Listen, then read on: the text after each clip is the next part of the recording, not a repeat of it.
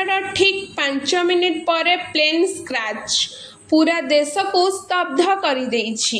अहमदाबाद रे भयंकर विमान दुर्घटना पूरा देश को स्तब्ध कर पकेइछि। विमान रे 242 जन यात्री एवं कलरू सदस्य थिले। एथिरे 169 जन भारतीय, 53 जन ब्रिटिश, जड़े कानाडियन एवं 7 जन पोर्तुगीज नागरिक अंतर्भुक्त थिबा जଣା पड़िछि। विमान रे थिबा समस्त यात्री मृत्यु आशंका करा जाउछि।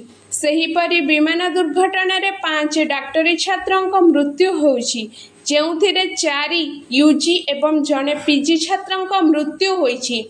हॉस्टेल रे विमान धक्का होइथिबारु मृत्यु होइथिबा जଣା पड़िछि। दुर्घटना परे अहमदाबाद सरदार वल्लभ भाई पटेल अंतर्जातीय विमानबंदर विमान चलाचल बंद करा जाइछि।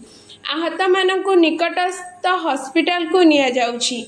एयर इंडिया यात्री मानक पई एक हेल्पलाइन नंबर 1800569144 जारी करिछि। एही घटनार तदंतर एयर इंडिया कर्तृपक्ष को पूर्ण सहयोग करुछि। एही विमानटी अपराह्न 1:38 रे अहमदाबाद रो उड़ान करिथिला। डीजीसीए तरफरु कुहा जाउछि जे दुर्घटनार किछि समय पूर्वरु एक्शन विपद जानि पारि मे डे कॉल करिथिले पायलट।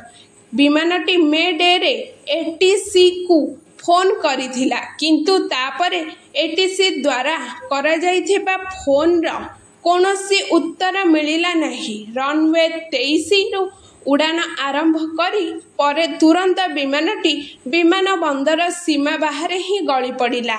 आउ तापरे पूरा आकाश धुआंमय। पायलट को पाखरे मात्र 1 मिनिट समय थिला, किंतु विमानटी एते कम उच्चतार थिला जे एहा गछ सहित धक्का होइतिला, अर्थात दुर्घटना निश्चित थिला।